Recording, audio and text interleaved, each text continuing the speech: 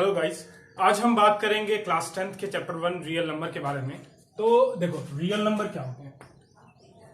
Real number क्या होते हैं?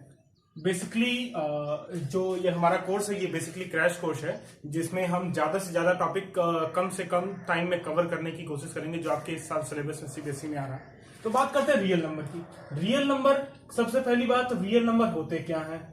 रियल नंबर होते क्या है? रियल नंबर वो सारे नंबर्स होते हैं जिनको हम रियल लाइन पे जो कोई भी नंबर रिप्रेजेंट हो सकता है, जैसे 2 हो गया, √2 हो गया, जैसे √3 हो गया, या फिर तुम्हारा 2.5 हो गया, चाहे जो कोई भी नंबर अगर रियल लाइन पे रिप्रेजेंटेड है तो वो क्या कहलाते हैं? रियल नंबर कहलाते हैं। क्लियर? अच्छा, रियल नंबर के अंदर हमारे दो तरीके के आते हैं, दो टाइप्स के रियल नंबर होते हैं। पहला होता है हमारा क्या?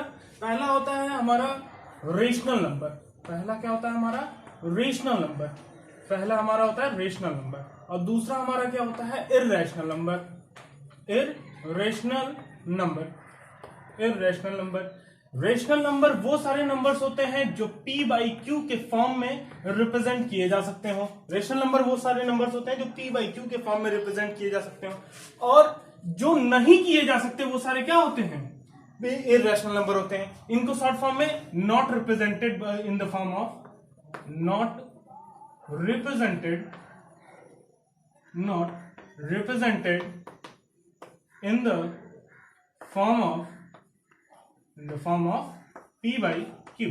ठीक है, और जो p/q के फॉर्म में रिप्रेजेंट हो सकते हैं उनको बोलेंगे रेशनल नंबर, जो नहीं हो सकते हैं उनको बोलेंगे irrational number. For example, rational number का एग्जांपल जैसे मैं ले लूं, 2 हो गया, 2/1 को 2/1 लिख सकते हैं। ठीक है, इसको 3/5 लिख सकते हैं। ऐसे कोई भी जितने भी डेसिमल वैल्यू नंबर्स होते हैं। अच्छा, अब बात करते हैं इनके अंदर जो जितने फैक्टर्स बनते हैं। ये बात होगी एग्जांपल की। अच्छा, इर्रेशनल नंबर के एग्जांपल क्या हो सकते हैं हमारे? √2 हो सकते हैं, √3 हो सकता है, ये जितने में रूट की वैल्यू हो सकती है। इर्रेशनल नंबर में हमारा आता है पाई आता है। पाई एक इर्रेशनल क्वांटिटी है जिसकी वैल्यू कभी फिक्स नहीं होती है, अंत तक जाएगी। इसको p/q के फॉर्म में हम रिप्रेजेंट नहीं कर सकते, लेकिन हम अपनी सहूलियत के अनुसार इसको 22/7 लिखते हैं, क्योंकि इसको 2 डेसिमल प्लेसेस तक इसकी वैल्यू सेम होती है। पाई की वैल्यू जनरली होती है 3.1415628 एंड समथिंग, एंड 22 की वैल्यू होती है 22/7 की वैल्यू होती है 3.145628। इस तरीके से कुछ 22/7 की वैल्यू होती है जो 2 डेसिमल प्लेसेस तक एग्जिस्ट करती है, सेम होती है। जिसीलिए अपनी सहूलियत के अनुसार पाई की वैल्यू हम क्या लेते हैं? 22/7 लेते हैं। जबकि 22/7 एक रेशनल नंबर है और पाई एक इर्रेशनल नंबर है। ये दोनों बहुत इंपॉर्टेंट बात होती है कि कई बार हम कहते हैं कि पाई रेशनल है। पाई रेशनल नहीं है, पाई इर्रेशनल नंबर है, लेकिन पाई की जो वैल्यू लेते हैं 22/7 वो क्या है? रेशनल नंबर है। इसको क्यों लेते हैं? अपनी सहूलियत के अनुसार लेते हैं। ठीक है, अच्छा, अब बात करते हैं रेशनल नंबर की। अब बात करते हैं किसकी? रेशनल नंबर की। रेशनल नंबर वो लोग होते हैं, अभी जैसा कि मैंने बताया, रेशनल नंबर वो लोग होते हैं जो p/q के फॉर्म में रिप्रेजेंट हो सकते हैं। p/q के फॉर्म में कौन लोग रिप्रेजेंट हो सकते हैं? सबसे पहला नेचुरल नंबर रिप्रेजेंट हो सकता है, होल नंबर रिप्रेजेंट हो सकते हैं, इंटीजर रिप्रेजेंट हो सकते हैं, डेसिमल रिप्रेजेंट हो सकते हैं, फ्रैक्शन रिप्रेजेंट हो सकते हैं, और इनके अंदर सबसे इंपॉर्टेंट क्वांटिटी कौन सी आती है? जो भी डेसिमल नंबर्स अगर आपके डेसिमल नंबर टर्मिनेटिंग है, टर्मिनेटिंग मतलब होता है खत्म हो जाना, एक जगह पे जा करके टर्मिनेट हो जाना। टर्मिनेटिंग मतलब अगर आपके जो डेसिमल नंबर है, जैसे फॉर एग्जांपल 3.145628, अब ये पोजीशन पे जाके खत्म हो गया, अब इसके आगे नहीं जाएगा ये। ठीक है, जैसे अगर हम 2/5 ले लें, 2/5 को अगर हम डिवाइड करें तो 0.4, अब इसके आगे डिवीजन नहीं होगा, यही हमारा टर्मिनेट हो गया यहीं पे। अब ये इसकी वैल्यू अब यही टर्मिनेट हो गई।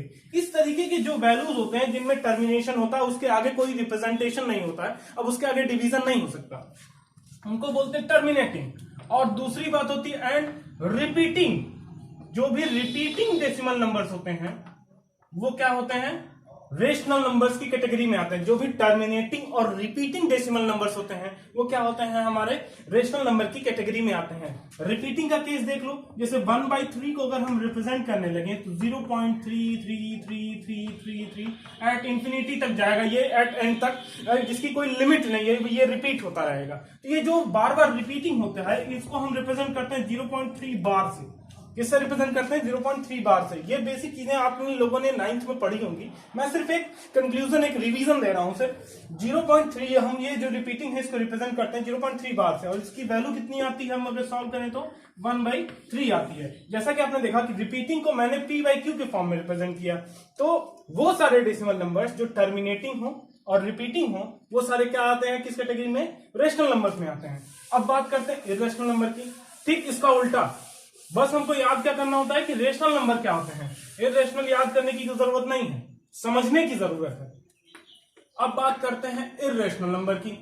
अब बात करते हैं किसकी, इर्रेशनल नंबर की। अच्छा, इर्रेशनल नंबर्स क्या होते हैं, इर्रेशनल नंबर्स वो नंबर्स होते हैं जिनके डेसिमल प्लेसेस में नॉन टर्मिनेटिंग वैल्यू होती हो, जिनकी डेसिमल वैल्यू कभी भी खत्म ना होती हो, या फिर नॉन रिपीटिंग होती हो, खत्म ना हो या फिर रिपीट ना होती हो। अगर टर्मिनेट हो जाएगा तो भी हो जाएगा, अगर खत्म नहीं हो रही है और जो ये चीज रिपीट भी नहीं हो रही है, नॉन रिपीटिंग, रिपीट भी नहीं हो रही है, अगर रिपीट किसी भी तरीके से अगर रिपीट होगी तो p/q के फॉर्म में रिप्रेजेंट है, क्योंकि वो रिपीटिंग डेसिमल नंबर में आ जाएगा। Non repeating non terminating decimal number are known as irrational number. जैसे हम पाई को ले लेते हैं, √2 की वैल्यू जो होती है, इसी तरीके से √3 की वैल्यू होती है, √5 की वैल्यू होती है। ये सारे जो नंबर्स हैं ये सारे क्या किस कैटेगरी में आते हैं, इर्रेशनल नंबर के कैटेगरी में आते हैं। ठीक है। अच्छा, अब बात करते हैं हम सबसे पहले टॉपिक एनसीईआरटी के हिसाब से। मैं बेसिकली एनसीईआरटी को प्रेफर करके ले चल रहा हूं ताकि आपका सिलेबस जो है वो कंपाइज, मतलब आपका जो कंप्रेस मैनर में ही आपका जो सिलेबस है वो पूरी तरीके से कंप्लीट हो जाए। ठीक है। अच्छा, तो एनसीईआरटी में सबसे पहला टॉपिक आता है यूक्लिड डिवीजन लेमा। ठीक है, इसी को हम बोलते हैं लेमा की जगह हम इसको बोलते हैं Euclid division algorithm. Euclid division algorithm algorithm मतलब क्या होता है, प्रोसेस। एल्गोरिथम का मतलब क्या होता है, प्रोसेस। यूक्लिड ने जो डिवीजन का प्रोसेस बताया है उसी को हम आज स्टडी करने वाले हैं। ठीक है, यूक्लिड ने जो डिवीजन का प्रोसेस क्या बताया था, अगर हम किसी भी डिवाइडेंट क्यू को p से डिवाइड कर रहे हैं और कोशेंट हमारा m आ रहा है और रिमाइंडर हमारा n आ रहा है, किसी भी डिवाइडेंट क्यू को डिवाइजर p से डिवाइड कर रहे हैं और कोशेंट हमारा क्या आ रहा है m और रिमाइंडर क्या आ रहा है n आ रहा है। ये n हमारा रिमाइंडर है, m हमारा कोशेंट है, ये हमारा डिवाइडेंट है, ये हमारा डिवाइजर है, ये हमारा डिवाइजर है, ये हमारा डिवाइडेंट है, ये हमारा डिवाइडेंट है और ये हमारा डिवाइजर है। ठीक है, तो यूक्लिड डिवीजन लेमा या एल्गोरिथम ये बताता है, प्रोसेस ये बताता है कि ये जब डिवीजन प्रोसेस होगा तो इसमें क्यू की वैल्यू जो एग्जिस्ट करेगी वो p into M plus N के फॉर्म में हमेशा इंक्रीज रिप्रेजेंट की जा सकती है। सॉरी, जैसे कि यूक्लिड डिवीजन एल्गोरिथम, मैं फिर से बता दे रहा हूं, यूक्लिड डिवीजन एल्गोरिथम प्रोसेस ये बताता है कि ये जो हमने डिवाइड दिया है, ये जो हमने डिवीजन का प्रोसेस किया है, इसमें क्यू वाला, क्यू ये जो डिवाइडेंट है, डिवाइडेंट का फंक्शन जो है, ये जो डिवाइडेंट है वो डिवाइजर, कोशेंट और रिमाइंडर के टर्म में हमने रिप्रेजेंट कर दिया कि क्यू जो होगा वो कोशेंट, जैसे ये कोशेंट है हमारा m quotient into divisor plus remainder के फॉर्म में हम रिप्रेजेंट कर सकते हैं। ठीक है। अच्छा, अब बात करते हैं इस एक्सप्रेशन की। ठीक है, एट लास्ट हम बात करते हैं क्या, इस एक्सप्रेशन की। हमने जो यूक्लिड डिवीजन एल्गोरिथम से एक्सप्रेशन मिला हमें, हाँ गाइस, अब बात करते हैं हम Q is equals to P M plus N. इस डिवीजन एल्गोरिथम से हमको क्या समझ में आता है, इस इक्वेशन से हमको ये समझ में आता है n की जो वैल्यू है वो हमेशा p से छोटी होगी। क्यों, p हमारा क्या है, डिवाइजर है, p हमारा क्या है, डिवाइजर है, p हमारा डिवाइजर है और n हमारा रिमाइंडर है। तो ये हमको समझ में आता है रिमाइंडर की वैल्यू हमेशा डिवाइजर से छोटी होगी। अब केस बात कर लेते हैं इफ।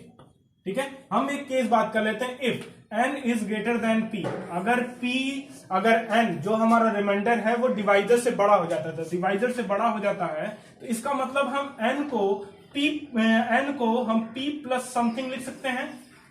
n बड़ा है, n p से बड़ा है, तो p में कुछ ऐड कर देंगे तभी n के बराबर होगा, तो n को हम p प्लस समथिंग लिख सकते हैं। अच्छा, n को जब हम p प्लस समथिंग लिख रहे हैं तो ये जो वैल्यू हमारी आ रही है इसको हम पुट कर देंगे किसमें, तो q is equals to p into m plus p plus c। अब यहां पे देखो q is equals to p plus 1 into m, p plus, अगर हम p कॉमन निकाल लें, सॉरी यहाँ पे p अगर हम कॉमन निकाल लें तो m plus 1 into plus c, q is equals to p into m plus 1 plus c। अब यहां पर ये जो हमारा क्वेश्चन आया है वो क्वेश्चन चेंज हो गया है, और ये अगर इस क्वेश्चन को हम, यहां पे जो क्वेश्चन आया है इसको अगर हम t मान लें, इसको अगर हम क्या मान लें, t मान लें, यहां पे देखो q is equals to p into M plus 1 upon plus 1 M plus c। ये जो हम ये क्वेश्चन आया है m प्लस 1, इसको अगर हम t मान लें तो हमारा जो यूक्लिड डिवीजन लेमा का ये जो इक्वेशन है वो किस तरीके से रिप्रेजेंट हो जाएगा, pt प्लस c। अब यहां से फिर समझ में आता है कि जो c की वैल्यू होगी, जो रिमाइंडर होगा, वो हमेशा किससे छोटा होगा, p से छोटा होगा।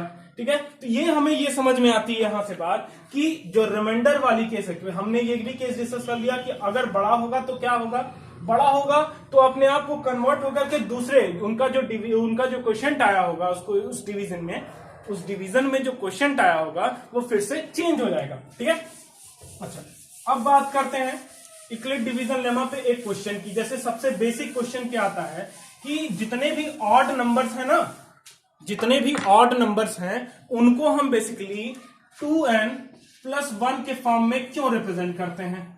हम एक क्वेश्चन डिस्कस करने वाले हैं कि जो बेसिकली जो ऑड नंबर्स होते हैं, जितने भी ऑड नंबर्स होते हैं उनको हम 2n प्लस 1 के कैटेगरी या इसी फॉर्म में क्यों रिप्रेजेंट करते हैं, या फिर तुम जैसे कह दो कि 2n माइनस 1 के फॉर्म में ही क्यों रिप्रेजेंट करते हैं। ठीक है, अब हम बात करेंगे कि इसी फॉर्म में क्यों रिप्रेजेंट करते हैं। अच्छा, अगर हम किसी भी, मान लेते हैं लेट द नंबर q, ठीक है, let the number be q, हमने एक कोई नंबर q माना, ठीक है, q माना तो और उसको हमने क्या किया, 2 से डिवाइड दिया। हमको ऑड और इवन चेक करना है, हमको यहां पे क्या चेक करना है, ऑड या फिर इवन चेक करना है। अच्छा, ऑड और इवन चेक करने के लिए हमको किससे डिवीजन देना पड़ेगा, 2 से डिवाइड देना पड़ेगा। अच्छा, 2 से डिवाइड देने के लिए जब हम 2 से डिवाइड दे रहे हैं, अगर ये कंप्लीटली डिविजिबल है तो ये क्या हो जाएगा, इवन हो जाएगा। नहीं डिविजिबल है तो क्या होगा, ये क्या होगा हमेशा, तो ऑड बन जाएगा, क्यू हमारा ऑड हो जाएगा। 2 से डिवाइड देते हैं, अगर मैं क्यू को 2 से डिवाइड दे रहा हूं तो हम ये एज्यूम कर लेते हैं कि जो रिमाइंडर आया वो कितना आया, जो क्वेश्चन आया वो कितना आया, m आया। जो हमारा क्वेश्चन आया वो कितना आया, m आया। अच्छा, क्वेश्चन अगर हमारा m आया और रिमाइंडर हमारा क्या आया, n आया, जो रिमाइंडर आया हमारा n वो n आया। अच्छा, तो अगर हम फिर से यूक्लिड डिवीजन लेमा लगा के रखें तो यहां पे देख सकते हैं ये जो वैल्यू है ये p की वैल्यू है, तो यहाँ q is equals to 2m plus n के फॉर्म में रिप्रेजेंट कर सकते हैं। और वहां हमने सीखा है कि n की जो वैल्यू है वो हमेशा p से छोटी होगी, मतलब 2 से छोटी होगी, 2 से छोटी होगी। तो कौन कौन सी वैल्यू एग्जिस्ट कर सकती है 2 से छोटी, n is equals to 0 exist करेगा और 1 एग्जिस्ट करेगा। ठीक है, अब केस फर्स्ट लेते हैं, केस फर्स्ट में क्या होगा कि हम n इज इक्वल्स टू 0 को कंसीडर करके चलेंगे। केस फर्स्ट में क्या होगा कि हम n इज इक्वल्स टू 0 को कंसीडर करके चलेंगे। अच्छा, केस फर्स्ट में अगर हम n इज इक्वल्स टू 0 को कंसीडर करते हैं तो ये इक्वेशन क्या हो जाएगी, q is equals to 2m plus 0, 2m plus 0 is equals to q is equals to क्या आ गया हमारे पास, 2m आ गया।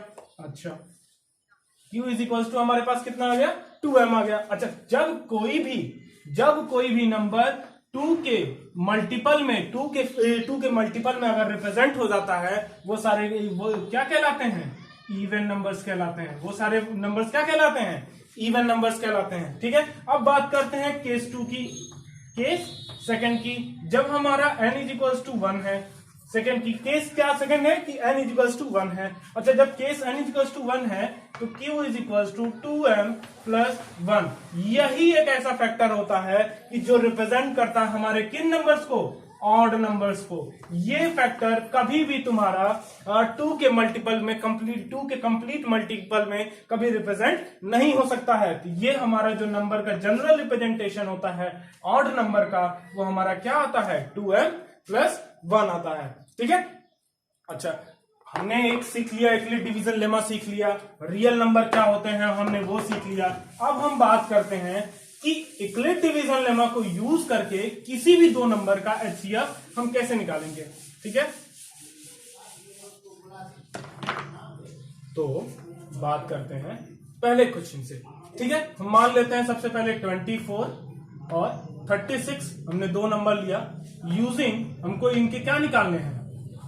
ठीक है, हम इन दोनों नंबर को हमको यूजिंग यूक्लिड डिवीजन लेमा को यूज करके हमको इनका एचसीएफ निकालना है। क्या निकालना है, HCF. Find HCF of 24 36 using Euclid division lemma. अब देखो कैसे इनको यूज करते हैं। तो हमको क्या करते हैं कि जो बड़ा नंबर होता है उसको डिवाइडेंड बना देते हैं। जो बड़ा नंबर होता है उसको क्या बना देते हैं, डिवाइडेंड बना देते हैं। और जो छोटा नंबर होता है उसको क्या बना देते हैं, डिवीजर बना देते हैं। डिवीजर किसको बनाते हैं, जो स्मॉल होता है। अब यहां पे अगर हम इसको बेसिकली याद करने की जरूरत तो नहीं है, लेकिन अगर समझना चाहें लिख करके तो इस डिवाइजर को हमेशा स्मॉलेस्ट नंबर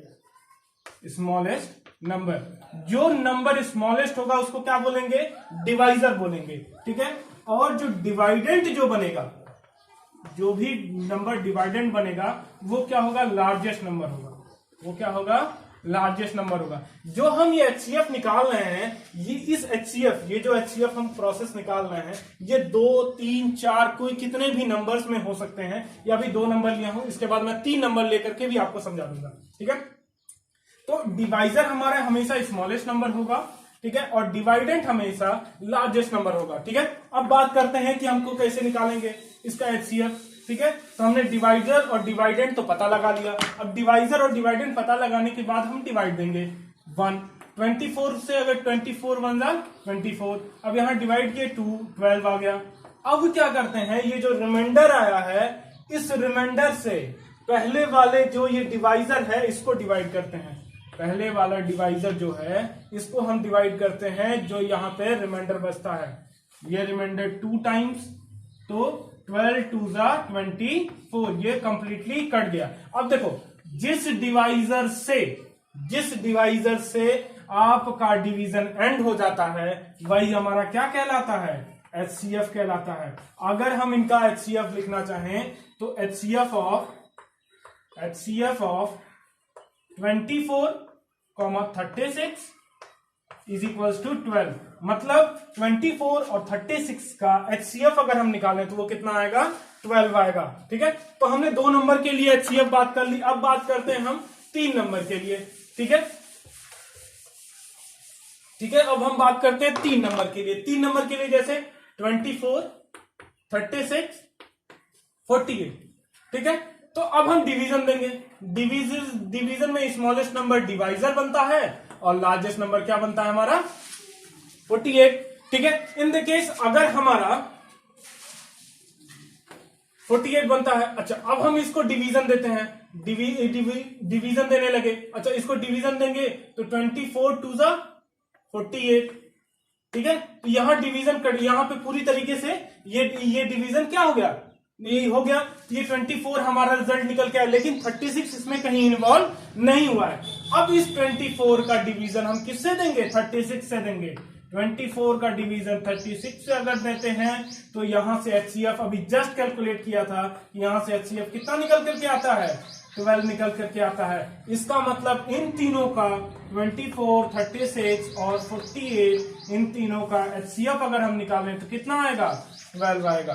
ठीक है, इस लेक्चर के लिए बस इतना ही।